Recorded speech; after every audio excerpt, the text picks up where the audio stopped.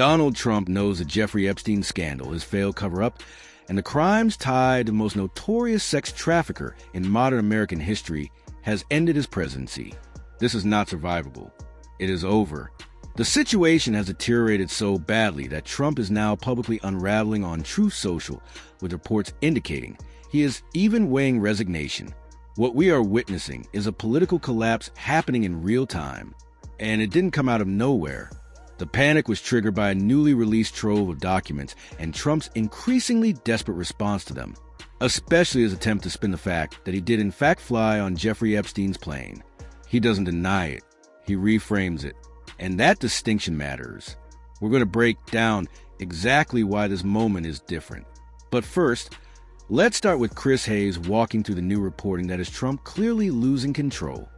Good evening from New York. I'm Chris Hayes. The Epstein files are still rolling in. At midnight last night, the DOJ decided to upload their third big collection of documents, flouting, we should note, the deadline of last Friday under the law. There wasn't like a, window period where they could upload the files. They had a deadline. But this now brings the total number of files released to over 30,000. And the main impression as folks try to make sense of it all, including in our newsroom, is that it feels like once again we're being kind of sprayed with a fire hose of sewage. I mean, it's full of mistakes and omissions, questionable redactions, even salacious allegations from a tip line. Some documents have been disappearing from the DOJ's webpage after they were published, and Trump's people seem to be happy to make a mess of it all. In fact, that sort of seems like the point. I mean, keep in mind the context here, right?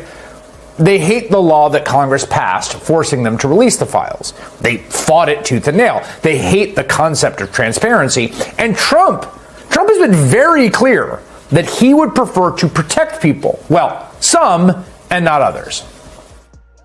I don't like the pictures of Bill Clinton being shown.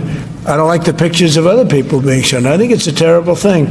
I think Bill Clinton's a big boy. He can handle it. But you probably have pictures being exposed of other people that innocently met Jeffrey Epstein many years ago, and they're, highly respected bankers and lawyers and others.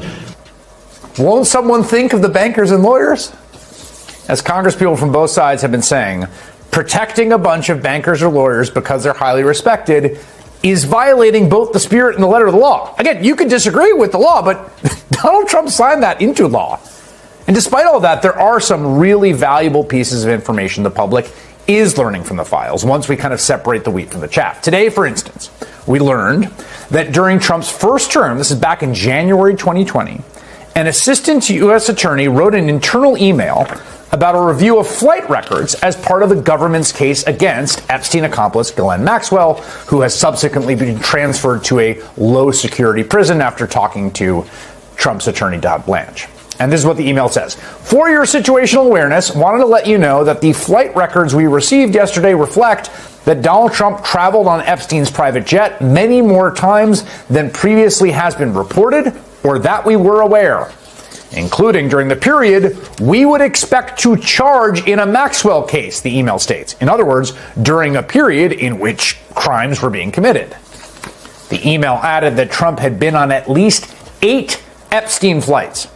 On one flight in 1993, he and Epstein are the only 2 listed passengers. On another, the only 3 passengers are Epstein, Trump, and then 20-year-old redacted. That seems like a justified redaction there. Remember what Trump said last year on social media, quote, "I was never on Epstein's plane or at his stupid island"? That appears to be patently false, right? We also learned over the weekend that Epstein had 10 alleged co-conspirators. This is probably the biggest piece of news to come out of these documents today. So in another email, this one from 2019, the day after Jeffrey Epstein was charged with child sex trafficking by the feds, an FBI employee asked a colleague for, quote, an update on the status of the 10 co-conspirators. Now, this email also shows the incompetent or possibly malign nature of DOJ's redaction efforts, or at least as yet unexpected. Donald Trump has been caught not just in newly released documents, but in one of the most blatant and incompetent cover-ups we have seen in modern politics. Instead of diffusing the scandal, every move he makes only exposes it further.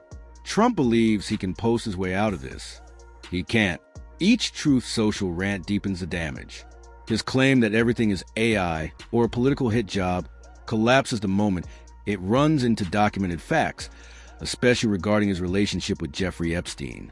Trump insists he was never on Epstein's plane. That claim does not hold up. Reporting shows he did fly, including trips involving Ghislaine Maxwell and others tied to Epstein's criminal network. This isn't about a single encounter. It's about repeated proximity and a pattern he cannot explain away. What makes this moment different is that Trump is no longer just denying allegations, he's contradicting verifiable records. And every contradiction tightens the vice. This is not confidence, it's panic. Not damage control, but containment. And it's failing. Let's now turn to Ari Melbourne, who breaks down how this cover-up is unraveling in real time. The DOJ's handling of this release is peculiar. Those files posted yesterday were available for hours, then they were removed at 8 p.m., then they were reposted around midnight, which gives you an idea of what it's like to work at Trump's DOJ in this Christmas week. The files also reveal an email from an investigator who said they had a photo of Trump with Maxwell while searching Bannon's phone. Again, that's interesting to say the least. The investigator included the photo, but that was redacted. There was an uproar over the photos removed from the DOJ's website, which were also then restored. If you see from the headlines and the point here, this has been a bungled operation and at times an illegal cover-up. That's just the facts tonight. Now, one of the photos was inside Epstein's home and it had that Trump image as part of a personal collection. You see it there. Of all the things that have come out in this Epstein story, what you see the arrow pointing at is not exactly the worst thing for Donald Trump in terms of public embarrassment, and yet they took it down and then put it back up. Survivors have been speaking out. I am no longer supporting this administration. I am so disgusted with this administration. I think that Pam Bondi and Kash Patel both need to resign, and I would love to see number 47 get impeached over this. We went from, very happy, very excited, where we've reached somewhere to now being very disappointed. It's come to the point where we can't even trust our government. Those are the voices of survivors.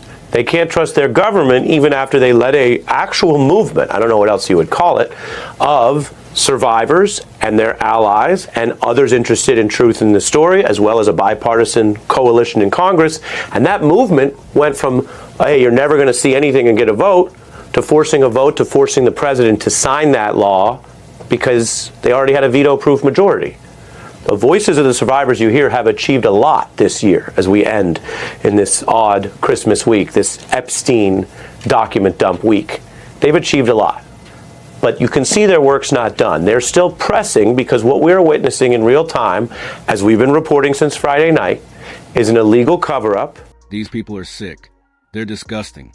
And they can be beaten because they're too incompetent to pull off a cover-up without exposing themselves. What we're watching right now is a collapse of their own making. And do you know why it's happening? In part because of you, because you stayed engaged, because you kept talking about the Epstein files, because you refused to let this disappear day after day. The pressure built, and it's pressure Donald Trump cannot ignore that matters. Every single person watching this is part of something real, just as lawmakers like Roanna, Robert Garcia, Jamie Rassin, and Jasmine Crockett have fought for transparency. So have you.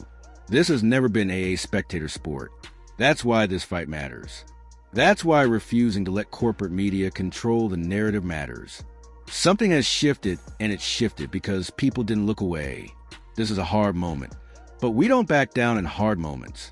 We fight. That's who we are. Keep pushing. Stay loud. Don't let them silence you. Until next time, I'll see you soon.